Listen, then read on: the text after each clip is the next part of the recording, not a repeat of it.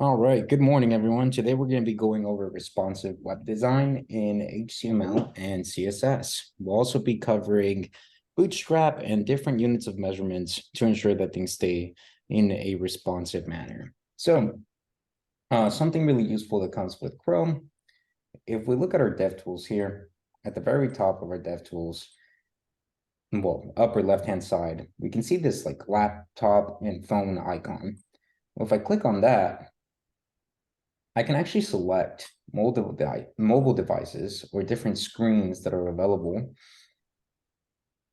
so that I can see what my application would look like on different screens.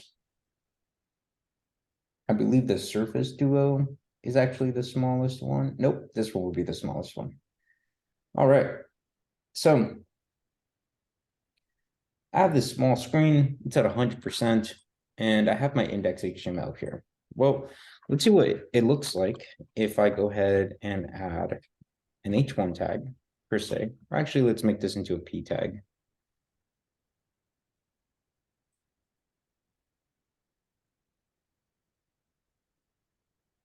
And I'll say, good morning. Oh, I could spell uniform.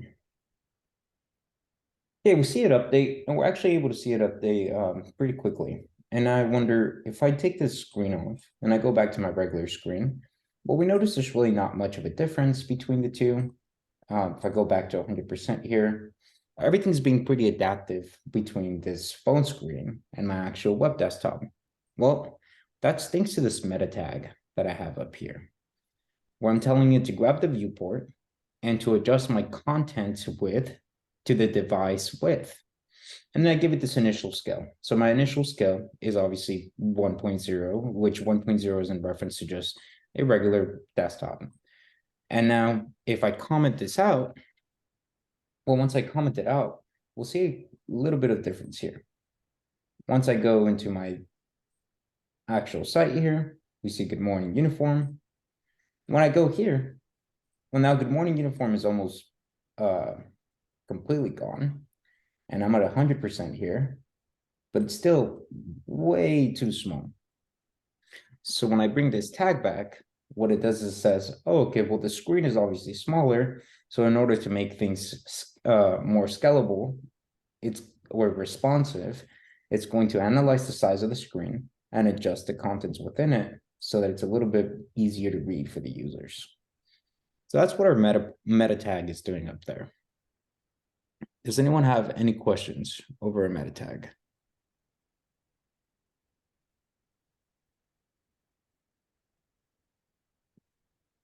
I'm assuming asking if there's other um settings is getting ahead of it. One more time. I'm assuming asking if there are other settings for that meta tag is getting ahead of the subject. Yeah, there are definitely other things that you could adjust to that meta tag. We're not going to cover them since you typically won't use them unless you're doing something very specific for your specific application. Um, and but in general, just know that the meta tag is what allows for things to be responsive between different types or different sizes of desktops. So here we see that I changed it into an H1 element. When I change it back to the phone, I still get the same effect. All right, I could go all the way to 100%. I could still read it, but it's nowhere near enough. Whereas if I brought back the meta tag, well, now we see good morning uniform, nice and readable across the dimensions for this phone. Okay, so that takes care of our meta tag. And now I want to go over something of the different types of sizes. So let's go ahead and take a look at here. Let's say I'm going to make my box, right? I know we've been doing boxes quite a bit, and I apologize. Let's say I do a class of box. I go over to main CSS. And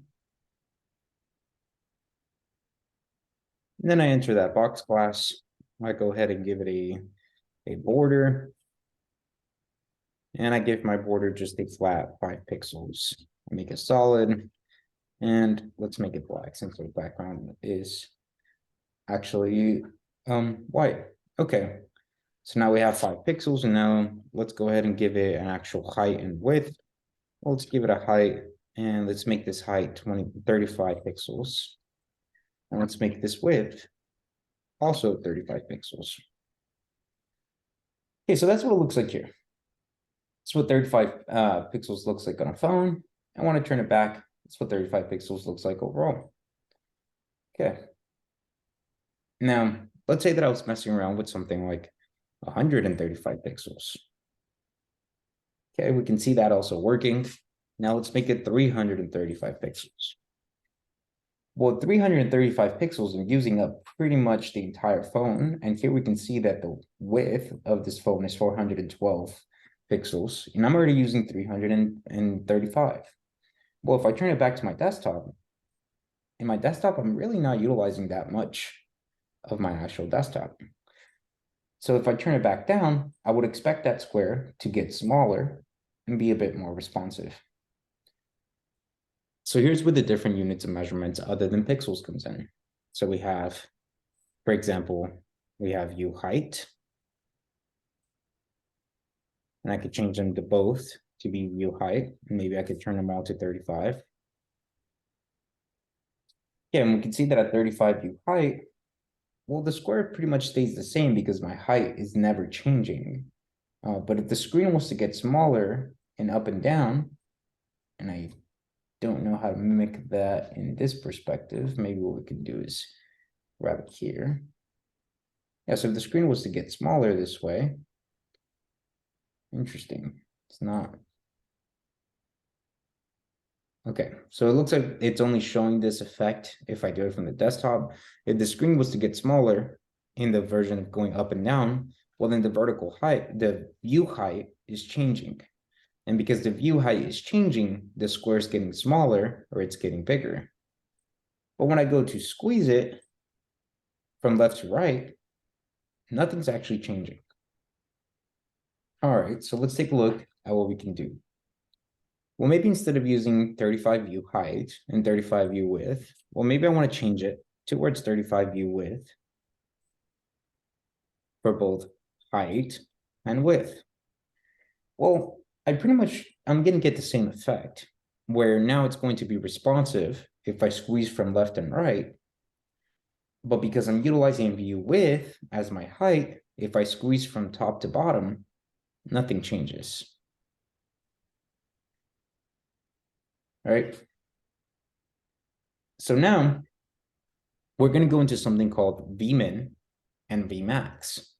So Vmin is going to calculate both height and width, and it's going to set it to whichever one is smaller. So it's going to say, okay, well, I'm going to check the width, and I'm going to check the height. But if the width is smaller than the height, then we'll adapt to the width of the height. To the size of the width.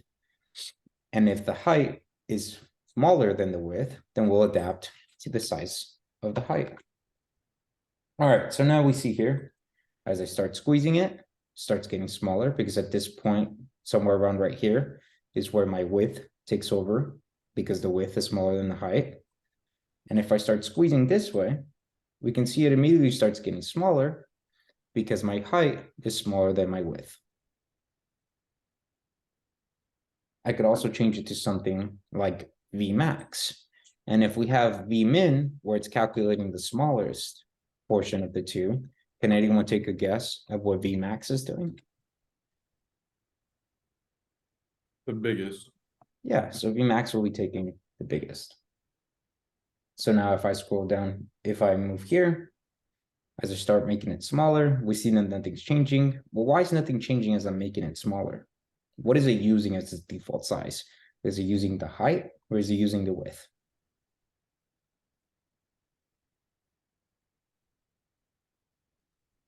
This one, the height. Yeah, and this one's utilizing the height because the height currently, this actual parallel here, is greater than the width. Now, let's say I make my height really small and I start utilizing my width. Well, now we see that the square is growing, and it's growing because the width, which is greater than the height, is growing, making that responsive. So typically, if you want to make something that's responsive between both web and mobile, you want to use something like vmin.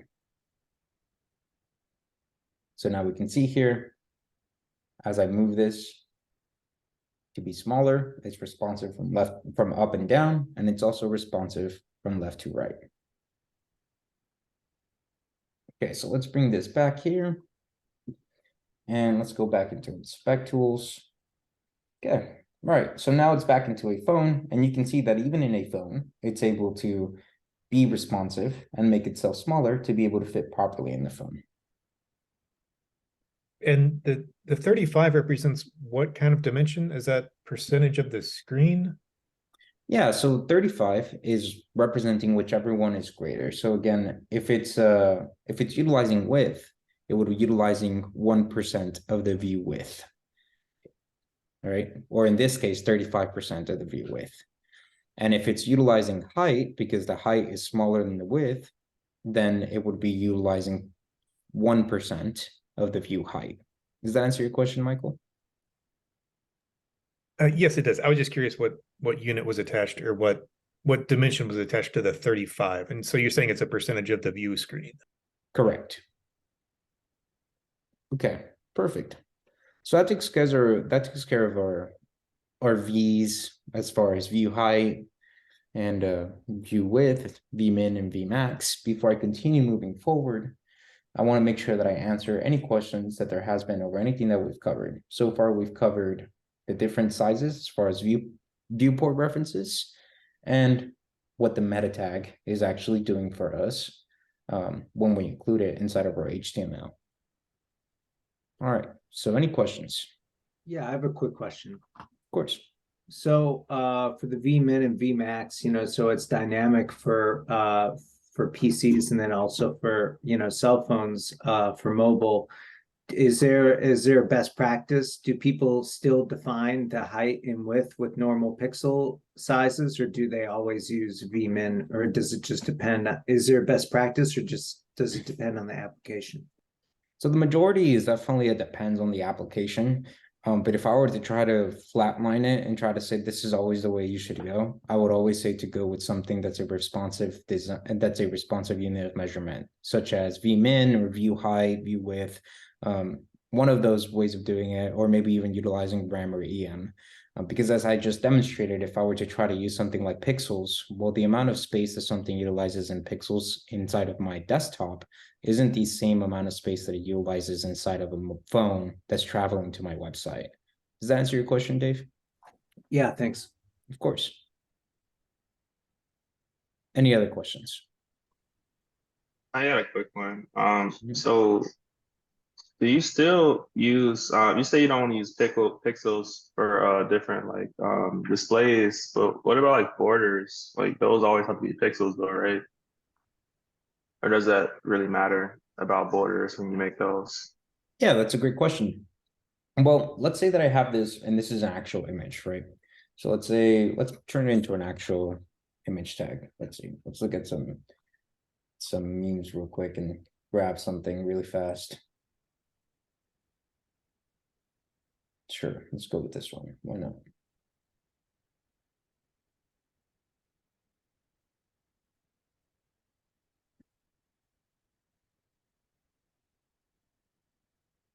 So I go to inspect it, and it gives me this image source. So I'm just going to go ahead and copy that image source really quickly. And let's come back over and give this an img tag.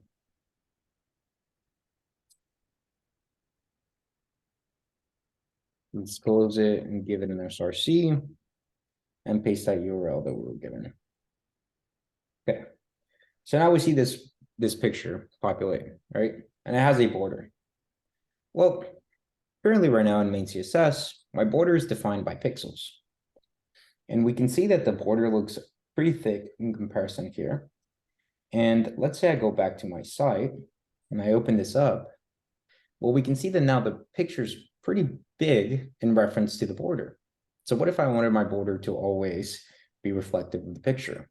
Well, I would want this border to be reflective of whatever unit of measurement I'm using for the pictures.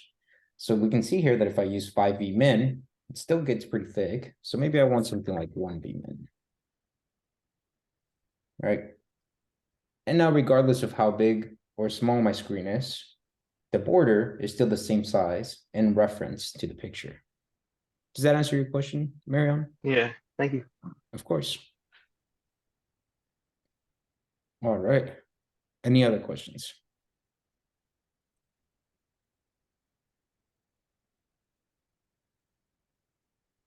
Okay. Seems like we don't have any more questions. So let's keep going on with our lesson. So now the next unit of measurement that I want to go over are going to be REM and EM. So there's quite a bit of difference between EM and REM. And the way it works is, well, REM is more of a, they're both for sizing of your text. And I think it would be better if I demonstrate it like this. So let's go ahead and make the division here. And let's call it class, just call it class REM. Okay, well, when I open this up, I'm going to have a p tag. I'm going to say grow. And then I'm going to make a new division. Well, actually, before I make that, I'm just going to copy these.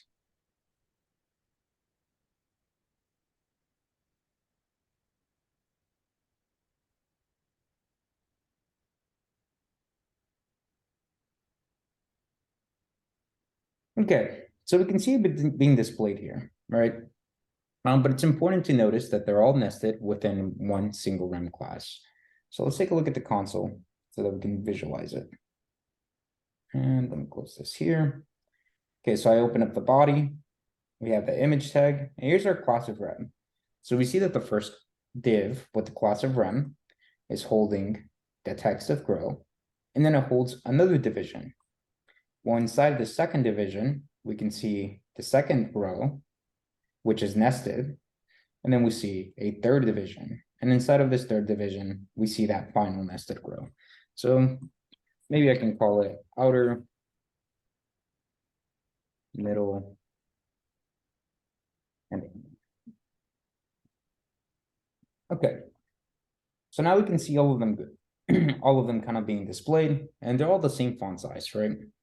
Well, if I go over to main CSS and I do something here where I say, okay, well, now I want you to grab REM. And when you go inside of the class of REM, I want the font size to be equal to EM. And let's just say 2EM. Okay, so we see 2EM grabs the original font size and kind of amplifies it, right? And as it continues to be nested, it continues to be amplified. So we see the first grow outer is bigger than regular text. And let me actually just put some regular text next to this so that we can visualize it.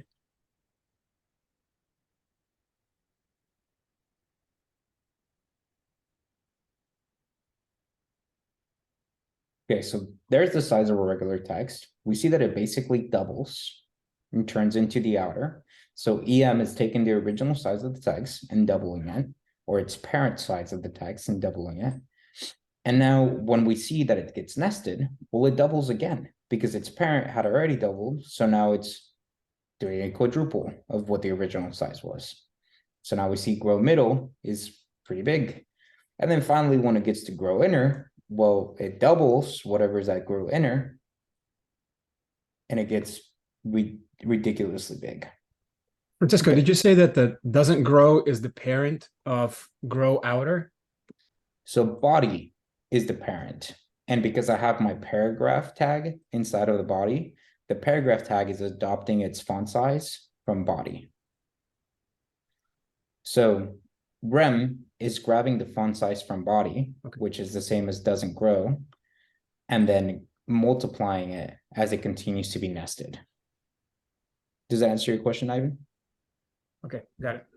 Okay, perfect. Yes, thank you.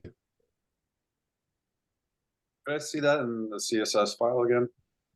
Yeah, of course.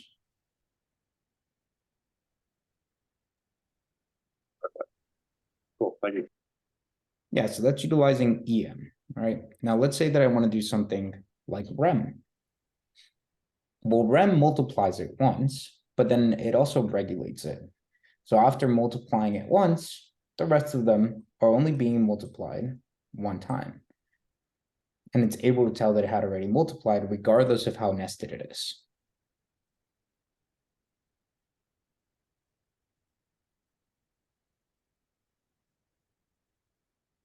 All right, so there's our font size, units of measurements.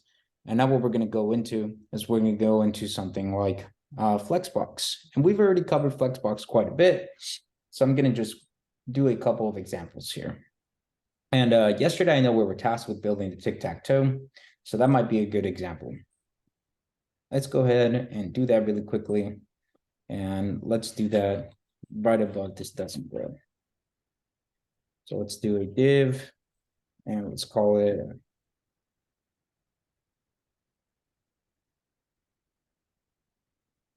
tic-tac-toe holder. And then here we want a row. And here we also want a row. But before we go into rows, maybe I want columns.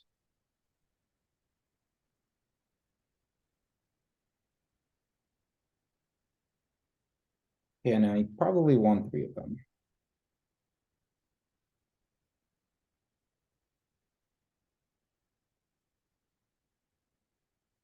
Okay. So now I'm going to grab this whole thing here. And I know I also want 3 rows. Okay, so there I have 3 rows, columns, and they're all inside of the tic-tac-toe holder. So let's do this with a little bit of display flags. So let's go with tic-tac-toe holder. And let's give it a width of, let's say 20 min. Let's give it a height of 20 min. Let's give it a border that will be dashed, that will be blue, and have 1 min here. Okay, so it seems like I may have a misspelling, so I'm going to go ahead and grab this real quick, bring it over to index CSS, and paste it. Okay, there you go. I just call it tic-tac. Oh, thank you. Appreciate it, Rob. All right, so now I have my border. We see that it's kind of growing a little bit. Maybe I want this to be a little bigger. So let's go with 30 vmin instead. It's still kind of small.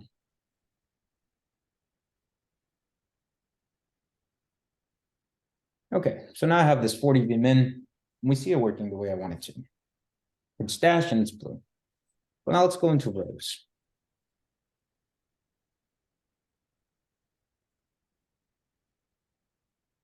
And let's see, if I have 3 rows, maybe I want something that's easily divisible by 3. So let's just make this into 30. Okay, and let's have our width be 10 vmin here.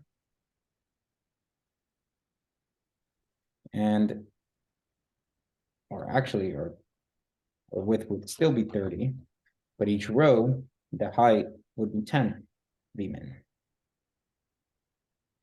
And then finally, we can make our border here, which we also want to be dashed. And let's go with red. And let's make it 1 vmin. Okay, so we can see it already bleeding out a little bit. And that's because of the height here, where I'm telling it to be 30 vmin. I mean, where I'm telling it to be 10 vmin. So maybe we wanted something like, I don't know, 5 vmin here. Okay, so now we see that happening. It's looking kind of ugly, but we can definitely fix it as we move along. And I'm sure everyone's wondering, well, why is it bleeding out? And the reason why it's bleeding out is because of all the borders. All right, because although, remember, these borders actually do take up space. So if I turn this to 28 vmin, we can see that it now falls within because it's adding 1 to the left and 1 to the right. And then same thing, we turn this to 8 vmin because 1 to the top and 1 to the bottom. And now it makes it fit correctly. Okay, so now I have my rows. And now the last thing that I need to do is fix my columns. Okay, so I want my columns to go into 28. So let's see what that would look like. Well, more than likely 24 would be the answer there. So let's do a width of 8 min, a height, and I want this height to be 6 min.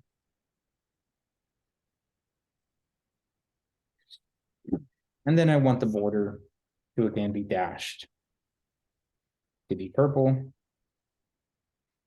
and be 1 min.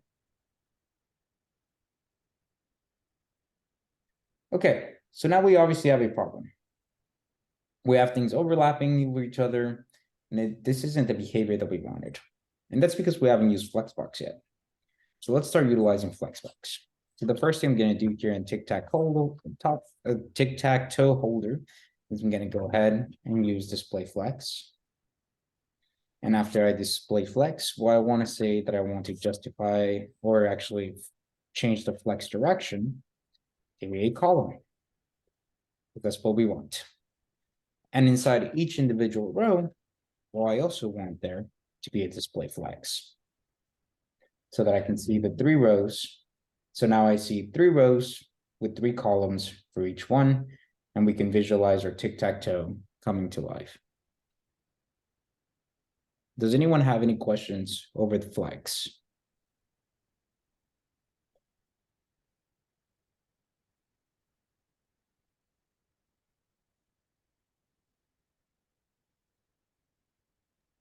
So for the flex, you don't have to put it into column because it's just inheriting that from the one level up, right? It's not inheriting column, no. Are you talking about row? So for column, you wouldn't need to add the display flex. So in order to utilize flex direction column, I need to have display flex on line 15. Is that what you're asking, Della? I meant for like the class, like column. Okay, so class column, and you're saying why isn't this in flex?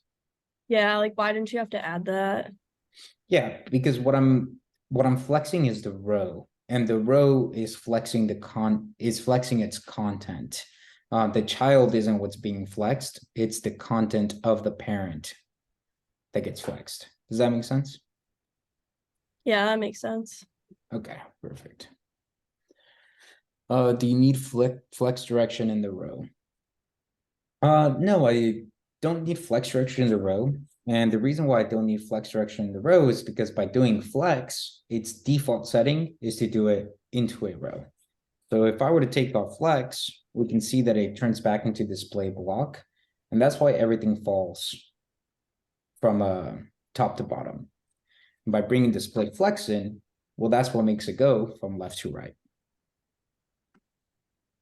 Can I see the HTML again? Yeah, of course.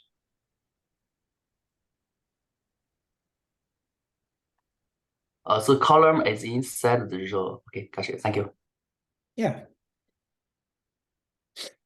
Just to clarify, one last time. Mm-hmm. Flex, it fits everything side by side, correct? In the same div, Correct. like row. Doesn't adjust the size, does it?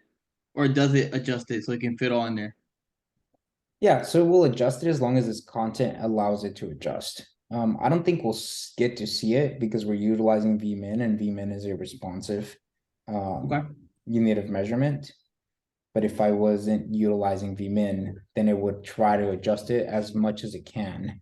If its content makes it protrude out, then at that point, we'll have to utilize something to handle the overflow that's happening within the division. Does that answer your question, Roger? Yes. Does fit content work on that or no? It does. Yes, I can change the width to do fit content if I wanted to, no matter what, be able to hold this. So let's see. I'm thinking of a way that I can demonstrate that, but I would have to force it in order to be able to demonstrate it. So I think we could probably just meet one-on-one and I could show that to you. It's fine. I just wanted to double check. Appreciate it. Of course, no problem. All right. Okay, it seems like there are no more questions. So let's continue on with this lesson. And the next thing that we have is going to be media queries. And actually, before going into media queries, we've been going for quite a bit. Let's go ahead and take a 10-minute break, come back, and go straight into media queries.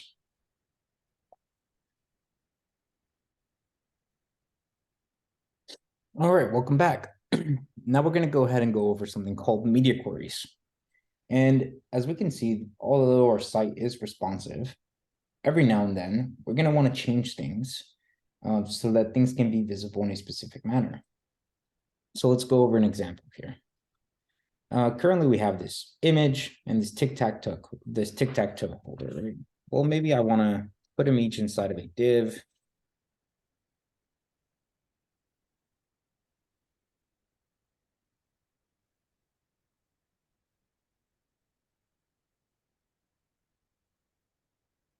I'm just going to go ahead and indent them real quick so that I know where they're at.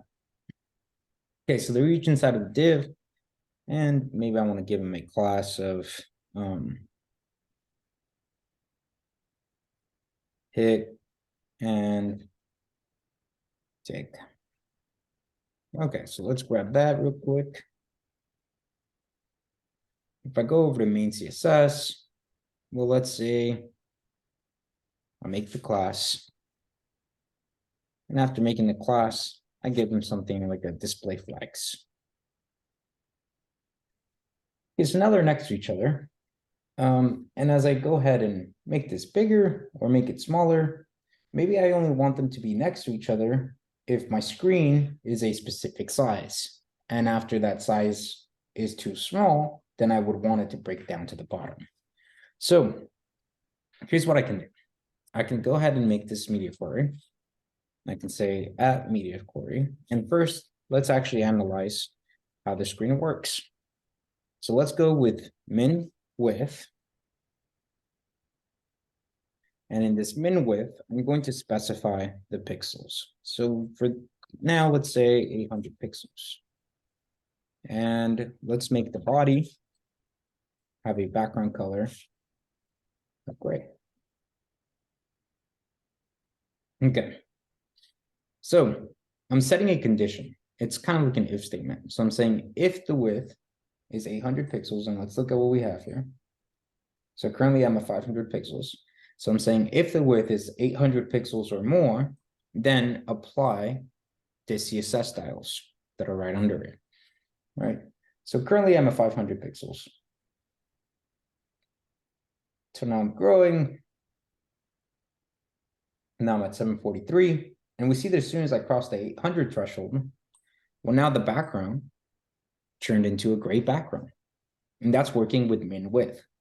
So min width is anything greater than 800 pixels will trigger the behavior. If I turn it into max width, well, what do we think this means? If min width was anything greater than 800 pixels, then max width would be what? Anything less than? Yeah, anything less than 800 pixels. So now as I start going down here, now that it's less than 800 pixels, we can see the background turning gray. Okay. So as I said, once it gets to a specific size, and let's say that I want that size to be 600 pixels. Once it gets to 600 pixels, I want this specific division to change its flex direction to display column. So I'm going to go ahead, make another media query, just so I don't mess with that one. Or actually, I guess I could have it inside the same one. Or what should I do? Let's see, at media, and I'm going to say I want the min width. In this case, it'll be max width to be 600 pixels. Well, at 600 pixels, I would want the pick and tick to have a flex direction of column. Okay, so currently I'm at 630, and as soon as I get down to 599, we can see that now the flex direction changed to column, and we'll see the tic-tac-toe drop to the bottom of that picture. And that's how media queries work. Does anyone have any questions over media queries? Can you go back to your HTML page? Of course. So media query is it's checking a condition on the viewing size. Is that always the case? Yeah, there's a couple of other things that we can pass here as an argument to media queries, but to utilize them for responsive design, it's in reference to the screen size. So it's going to be checking the specific browser, how many pixels of the screen it's utilizing. So we can see here that as the browser is getting stretched out, it knows that it's going above 600. Now that it's at 600, it goes back to display what to the flex direction of row. And if I make it less than 600, it goes to the flex direction of column. Does that answer your question, Michael? It does, thanks. Of course. Yeah, I Did have you a, do like a, sorry, go ahead. yeah, I have a quick question. So with the media tags, you don't have to call those in the HTML file. They're just kind of blanket. They affect everything in a blanket way. Is there like specificity for that? Is there like a point system for these, like with class and ID and all that stuff, or no? Yeah, so the media queries just mean that this CSS doesn't apply unless the condition of the media query is met, right? As far as which ones apply first or which ones apply second is whichever conditions are met first. And then after that, then everything else inside of the actual media query just falls by the hierarchy of regular CSS. So ID, then class, and then element. Does that answer your question, Dave? Yeah, thank you. Of course. So you could almost set like a dark mode once it hits a certain pixel. I mean, obviously you probably want to use a switch, but you could set the conditions that everything would change, like it would change the colors of different things, like your whole page. Yeah, or size. exactly. I could even make like font size bigger, right? So let's say that I know that a specific screen size, well, then my font size would be too small.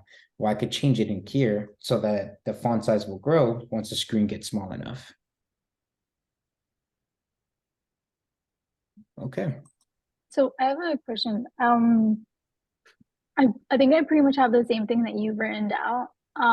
But like I have two different colors for the background color and like the body, and whenever I like make the window like bigger, it'll change to a different like color. Is that just because? Yeah, so you're saying once you make it bigger and it's outside of the media query, then it changes to a different color? Yeah, is that supposed to happen? Or Yeah, so that's supposed to Okay. happen because the only time this is triggered is if the screen is smaller than 800. So once Okay. it's smaller than 800, that's when the body background color is actually taking effect. Okay, thank you. Of course. Quick question. Are we able to put like multiple like classes and IDs in one like media query? Yeah, you could definitely put more classes and IDs in here, right? So we could say, I'm running out of ideas here. Can anybody give me something? Let's say that I want to grab the picture. I think that's what I called it. I called it a picture, right?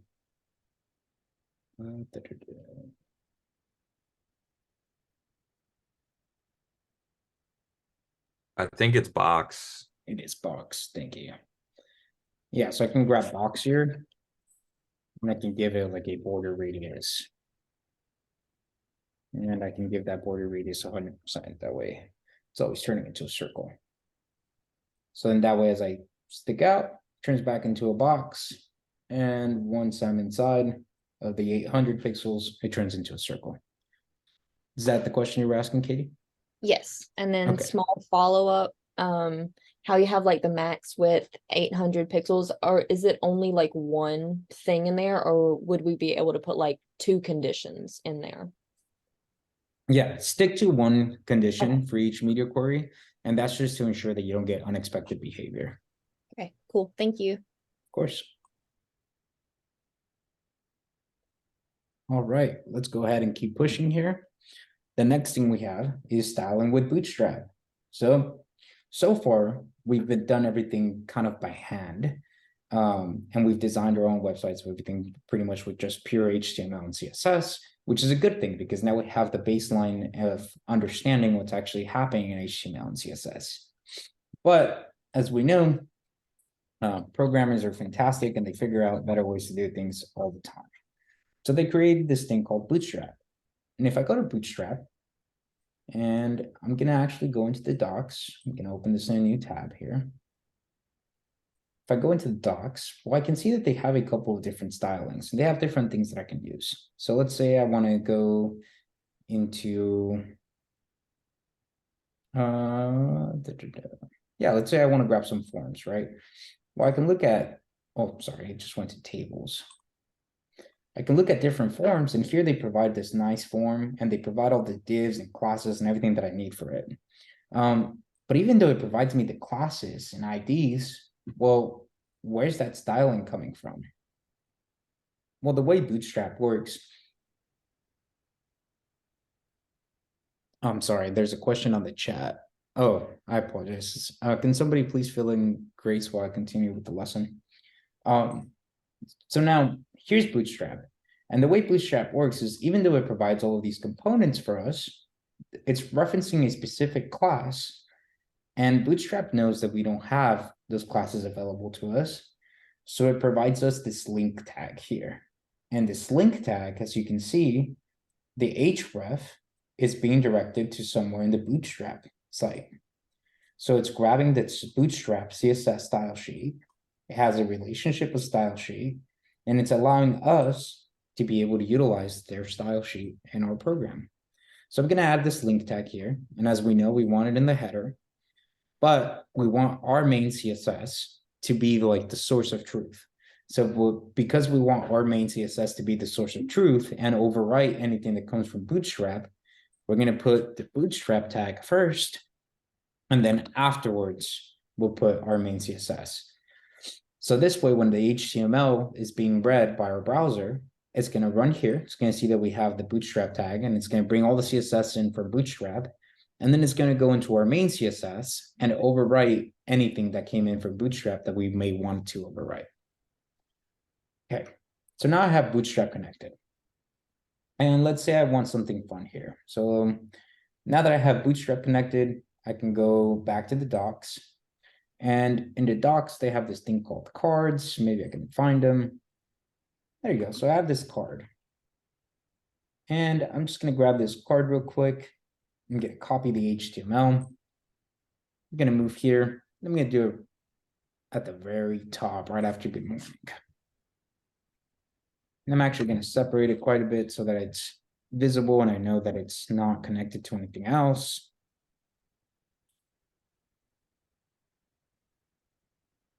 Yeah, so now I bring in the card. And now because I bring in the card, we see we have the source. Well, currently the source isn't attached to anything. So it's going to break it. So I'm just going to go ahead and grab the original thing that I have down here for source. I'm going to copy it. And I'm going to paste it in this image source. Okay, so everything's been copied. It's been pasted. But now let's take a look at what it looks like here. Nice. So now I have this card, right? This card's coming in from Bootstrap, and we can see all the stylings. This button, I never had to style that button. I'm sure we all know what a button looks like in regular HTML, but let me bring it up here so that we can see it. All right, so there's our button in regular HTML. I have no styling. And this is the button that comes in from Bootstrap. It's the same component. It's still a button, but it's just applying all of the CSS that comes in from this button primary. And that's how we're able to utilize it. I can change anything that I want to change here because everything's inside. It's just pure HTML. It's just context that I can change on my own. How can you override the styling? Yeah, I can definitely override the styling. So let's say I want to take this this class and specifically. So I'm gonna go ahead and copy that. I can go to main CSS. And in main CSS, I'm just gonna go ahead and access both of those classes. So I want button and I want button primary. Well, inside button and button primary, I want to say I want the background color to be red. Okay, and we can see that it tried doing it, but it ended up messing up. So let's take a look at what is actually happening here. Well, if I take a look here, I go into the card. Inside the card, I have the image. Then I have this div. So let's open up that div. And inside that div, I have this H5, which is the card title. Then I have here this button and button primary. Okay. Well, it looks like button has, yeah, it looks like button has a couple of colors. But the main thing that it has is just the color variant that applies to the actual text. But button primary is actually what's holding the color in itself. But let's make this easier on us. And let's give this another class here. Let's give it my button. And here, let's try to adjust it by calling my button. I think that's what I called it. Let me just make sure. Nope, it's not.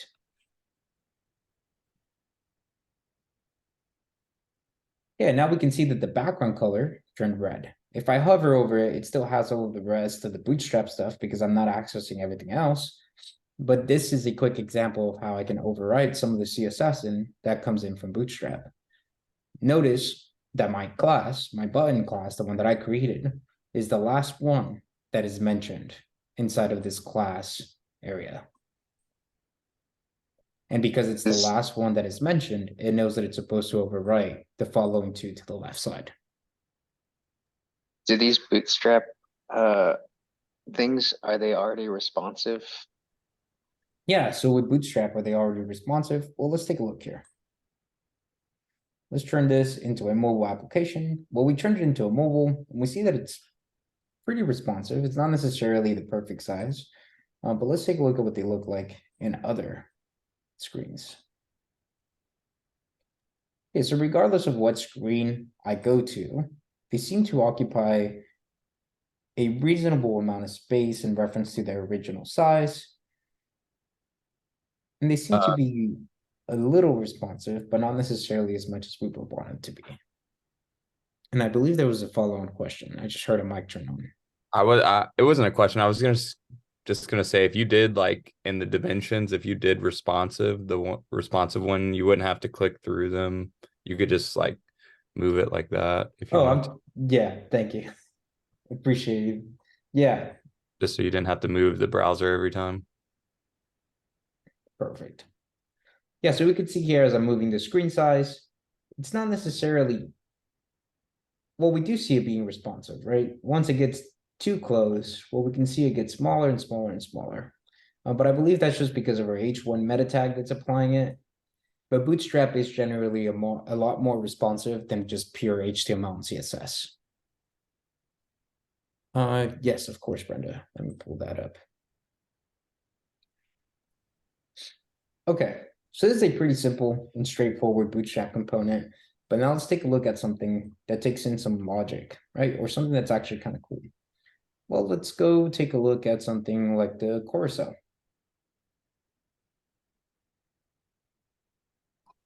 I've got a quick question. Of course.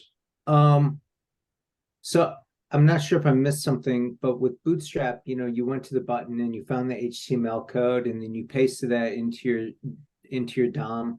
And now, but how does it get the classes and stuff that it's referencing in the HTML? You didn't copy and paste any of that information into your CSS file, right? Yeah, so that's correct. And what's actually happening is Bootstrap provides us this link to their CSS file. So what I did was I copied this link and then in index.html, I pasted it on line 7 so that my HTML template knows and it has access to all of the classes that comes from Bootstrap through this link. Does that answer your question? Yeah, so if Bootstrap were to ever go down, like it's not local, so it's imported, it's all external. That's correct. Yes. Okay. Thank you. Of course. All right. So let's keep going here and let's grab something like the carousel, which is something a little more fancy, right? We can see that we can click a button, it's actually doing things. Okay, so this is nice. I'm gonna go ahead and take it. And again, I'm just gonna do a bunch of indentations so that I don't have to, I know it's separated and I'm not running into it. And I see that I have a question on the chat here on the left side. So with it being a link, is it slower than if you were to write it? Like with a picture being pulled up? Oh, that's a perfect question, Katie. Thank you. So you're, at that point, you're talking about performance-wise. So when it comes to performance, it doesn't take very long for CSS to actually be loaded to the point where it would necessarily slow down our performance. But in short answer, yes, because it's being brought in from an external party and it doesn't belong to us. It would take a little while to turn into effect, especially if the individual using our site has a really bad internet connection. Cool, thank you. Of course. All right, so I put in a couple of indentations here just so that I have it. I'm gonna go ahead and put in my carousel. Okay, well now I have this carousel and let's go ahead and grab this image here. And if anyone has some sources to 2 more images, I'll take them right now so that I can paste them in the carousel. Otherwise, I'm just going to use the same one 3 times. Okay, I see one that populated here. I hope that's a source to an image and not a link to something. Okay, I see a JPEG. Okay. And Bennett's adding on to something I said, so make sure you don't miss that. Okay, so I'm going to go ahead and grab that first tag and I'll put that as my 3rd item in the carousel.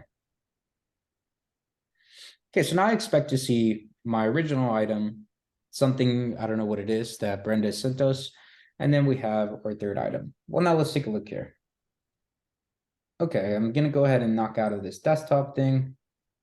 And it seems like the carousel is up there and I see the arrows on the upper left and the upper right hand side. But if I click the arrows, nothing's happening. Okay, well, it looks like this is actually having some functionality, right? Because if I look at Bootstrap, what I'm doing here, when I click this, well, something has to actually create this sliding effect and trigger the CSS. At this point, this behavior isn't just being caused by CSS. So can anyone take a guess at what could be causing this behavior of the actual slides and being able to click a button and for something to happen on the web? JavaScript. Yeah, JavaScript. Perfect. So JavaScript's actually handling this information. When I click this button, this is an on-click function.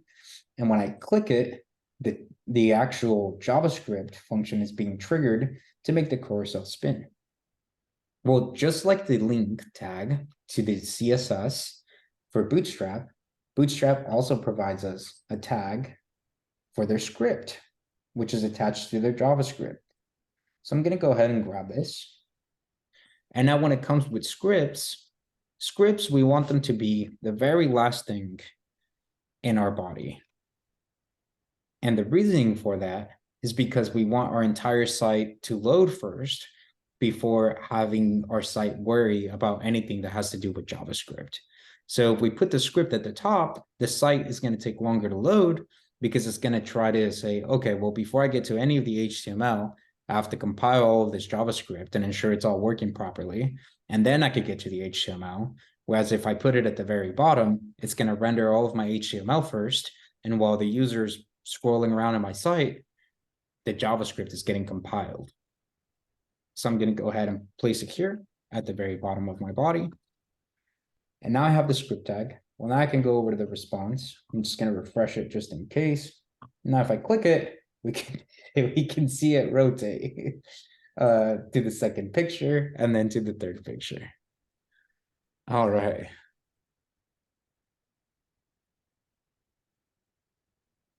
Kelvin, did you send a source as well? I could include it if you'd like. Yeah, please, it's a good photo. Okay, let's check it out. Let's copy the link here. Let's come over to Corcel.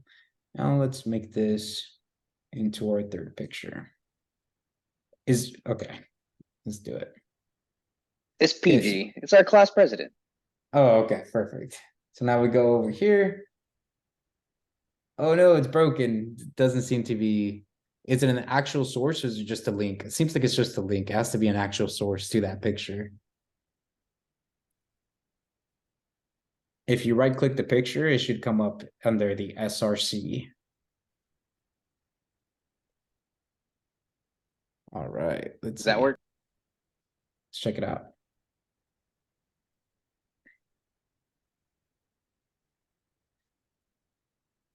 Okay. No, that broke it still.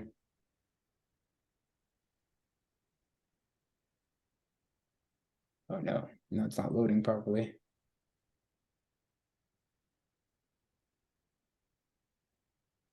It's all right. Worth a shot, Yeah, thank you. of course. Oh, there it is. All right. Class president for the win. Okay, perfect. So now we just covered how to include Bootstrap components inside of our site. Not only did we cover how to include Bootstrap components inside of our site, we also covered how to work with our CSS, overwrite the CSS, and bring in the JavaScript and CSS style sheet and CSS sheets from Bootstrap. So we covered quite a bit. And before I keep moving forward, is there any questions over everything that we've covered thus far?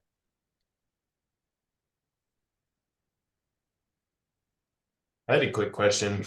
The way you can overwrite stuff in a CSS for the source for CSS, can you do the same thing in JavaScript and like tweak some of the functionality that you're getting from Bootstrap?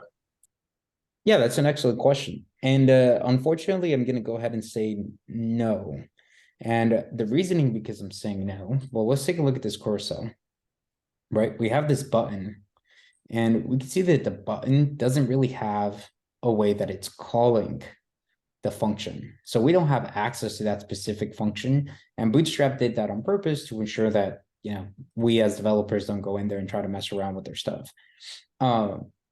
So you can erase these buttons and create your own buttons and add your own functionality to them. But then at that point, you would be rewriting the JavaScript function on your own. Does that answer your question, Jake?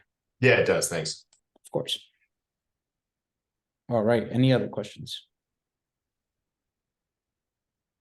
Will we learn how to use JavaScript along with HTML and CSS? Yes, we will. That will be our lesson here shortly, either tomorrow or the day after tomorrow. Great, thank you. Of course. Kelvin Nabu says not to talk to him, apparently. Okay, and then can we get a copy of the code again? Yes, of course. The code will be pushed into demos and notes. All right, so now there's one final thing that I do want to cover, and this is going to be so far we've been messing around with Flexbox and display flex and everything. But just as we mentioned, developers have came up with other things that we can utilize, and they made this really useful thing called a container. So we can look here and go into grid. And if we go into grid, you see that they have this container. So let's copy it real quick and let's take a look at what it looks like. Okay, so I'm gonna go in here. And again, I'm gonna move this down. I'm gonna paste it. Okay, and we see that it has the class of row and column. And in my CSS, I also have a class of row and column. So because I don't want to overwrite it, I'm gonna go ahead and comment this out real quick. Okay, so let's take a look at what this looks like. Come over to response. This carousel is getting a little obnoxious, so I'm going to go ahead and comment out the carousel just to ensure it stays out of our way. Okay, so we see this column up here. And the cool thing about this column is that if I look at if I go ahead and inspect it, when I open up the body and I see this column, we'll realize that the column one already it comes centered, right? It has margins to be able to center it. The row is already evenly dispersed and the content is being distributed properly within the row. If I open up the row and I look at the column already knows how many pixels it's supposed to be utilizing and how much padding it's supposed to have in order to display the text in the middle, right? And all of that is coming automatically. You can see that as I open it up, it's the properties still stay the same. They're still utilizing the right amount of space. They're still being distributed properly, and they still have that margin to be able to push it from the outsides and keep everything centered. So that's all coming automatically from Bootstrap. So if I wanted to add a couple more things here, well, I can just take this row.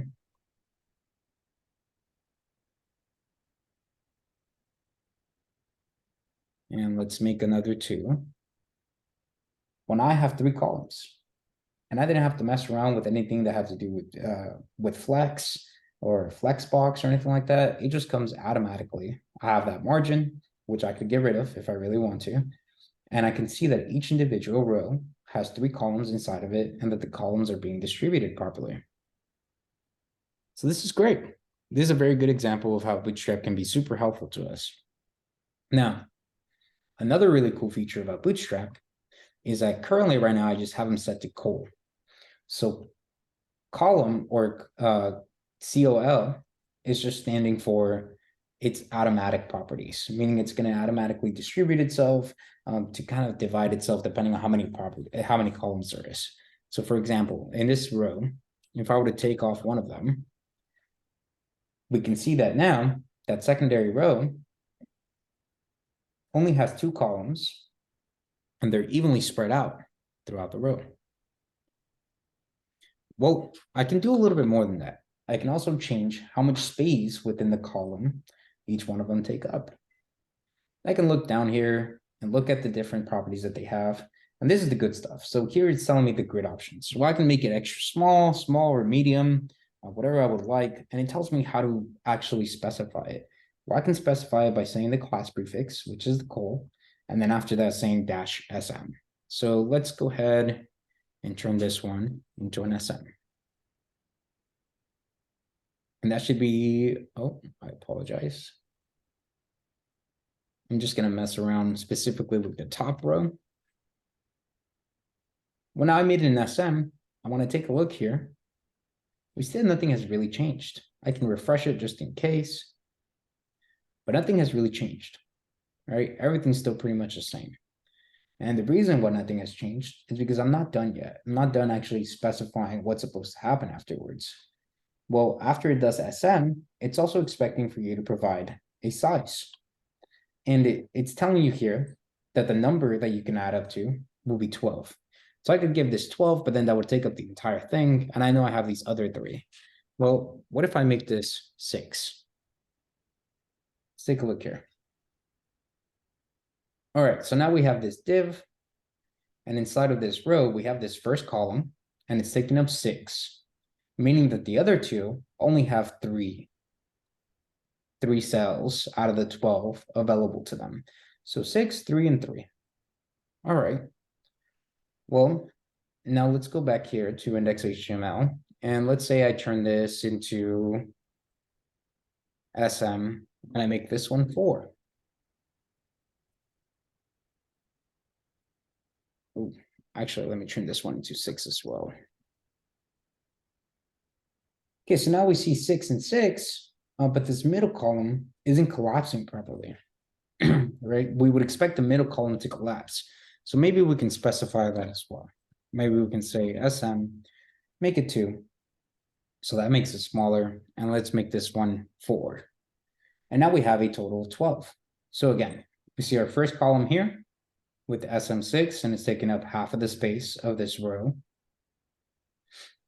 As I move down, we see the one that only has 2. And then on the farthest right side, we see the column that has the spacing of 4. So I can mess around with the spacing, mess around with the columns to make them all kind of look nice. And this is really nice because as we've seen before, if I go back to TL draw, and let me knock out of this thing here. well, if we knock out of TL draw, this basically is just a container. All right, we have one row with 2 columns inside of it. And then on the next row, we have 3 columns inside of it, and those 3 columns just extend out. So we can utilize a container that comes from Bootstrap to be able to build out the framework. And that container, well, now that container is responsive. And it adjusts to whatever it is that the screen size I have to be able to match it. And we can see that once it starts overflowing, well, then they all just kind of fall within one single column. And then at that point, that's when media queries come in so that you can make specific alterations to these Bootstrap components. Okay. Does anyone have any questions over anything that we've covered today? I got one. Of course. How would we utilize Bootstrap through the terminal? That's a good question. I actually don't know the answer to that. What do you mean by that? Well, because like when you go to the Bootstrap homepage, the first thing is it's like it's a command to install Bootstrap. It's So installing after, the CM thing. I think Bennett mentioned something earlier in the Zoom chat. Yeah, definitely. So there's a way to install it. And right now, since we're writing pure HTML, we can't really install it and then call it that way. We could definitely bring it in from as an external package. But later on, once we start utilizing a framework like React, we can install it into our React project, and then React can then reference Bootstrap from its own kind of compiler, I want to call it, its own rollup, to be able to grab the Bootstrap libraries and render them properly. Does that answer your question, Kelvin? yeah, thanks. Of course. Thanks, Grace. All right. Any other questions?